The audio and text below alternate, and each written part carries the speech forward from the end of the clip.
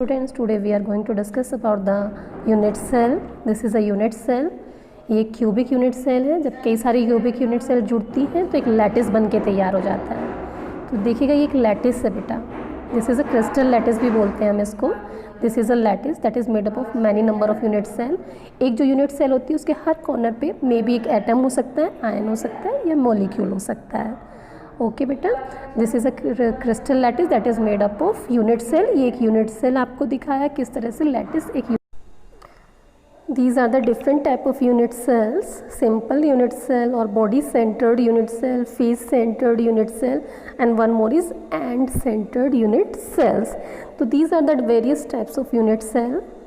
First of all, I am going to discuss about the primitive unit cell. In primitive unit cells only the spheres are present at the 8 corners of the cube. Okay जैसे यहाँ पे दिख रहा है आपको, you can easily सी कि 8 spheres are present at the 8 corners of the cube. Okay students, तो these are the connected with the as.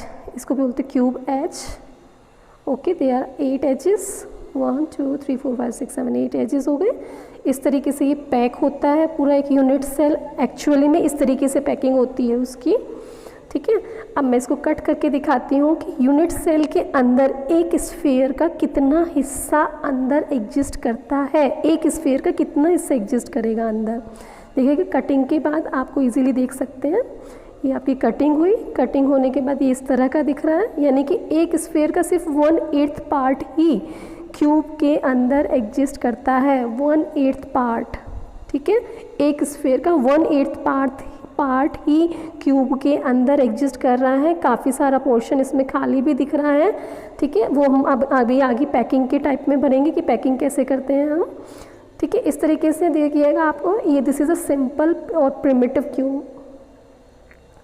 Now you can see here जो 8 spheres are present at the corner.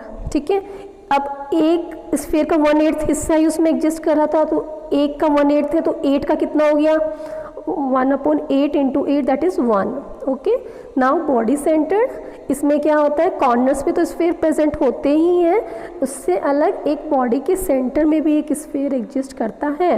यानी कि 8 spheres are present at the corner and 1 in the centre like this. ठीक है, अब मैं इसकी packing दिखाती हूँ. पैकिंग कैसे हो रखी है इसकी.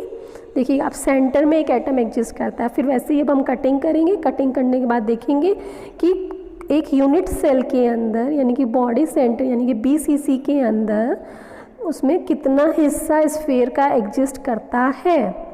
ठीक है, अब हम कटिंग करके देखते हैं. इसकी कटिंग करने के बाद कुछ ये इस तरह का दिखाई देने वाला है. कॉर्नर का कितना आया था कंट्रीब्यूशन, 1/8 इंटू 8 दैट इज़ 1. यानी कि सारे कॉर्नर्स को मिला के अगर हम एक स्फीयर तैयार होगा और एक हमारा बॉडी के अंदर एग्जिस्ट कर रहा है, यानी कि टोटल स्फीयर हमें यानी कि BCC बनाने में मुझे कितने स्फीयर्स की रिक्वायरमेंट है. यस, 2 स्फीयर्स की रिक्वायरमेंट है. एक स्फीयर आपके कॉर्नर्स बनाने में काम आ रहा है और एक स्फीयर आपके बॉडी के सेंटर में काम आ रहा है इस तरीके से. ठीक है, तो इस तरीके से हम क्या बना सकते हैं, एक BCC बना सकते हैं.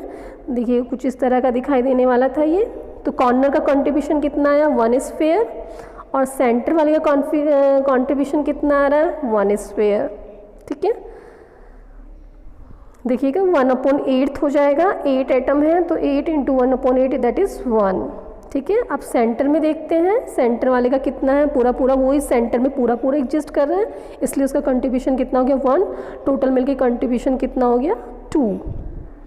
ओके, नाउ नेक्स्ट ये पूरा आपको दिख रहा है body centred unit cell that is BCC. Next is face centred unit cell.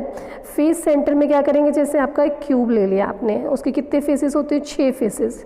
ठीक है, तो 8 particles are present at the corner and 6 are present at the faces. यानी कि हर फेस के सेंटर में, जैसे हमने एक दीवार ले ली, दीवार का कहीं भी सेंटर है, जैसे रूम लिया.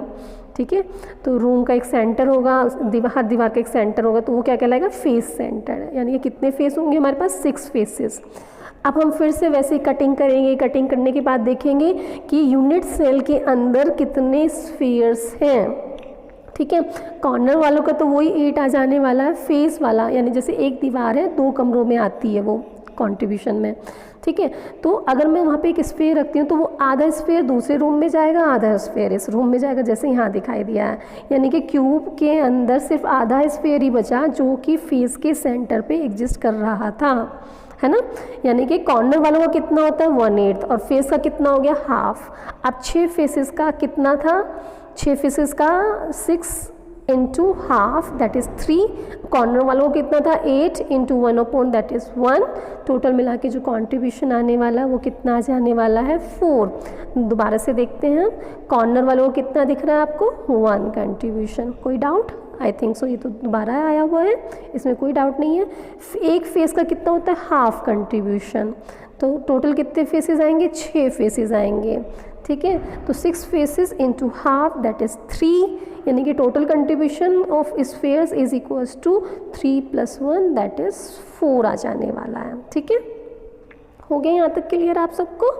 आई थिंक सो, यहाँ तक कोई डाउट नहीं है। फेस सेंटर्ड, इसको बोलते हैं शॉर्ट फॉर्म में FC।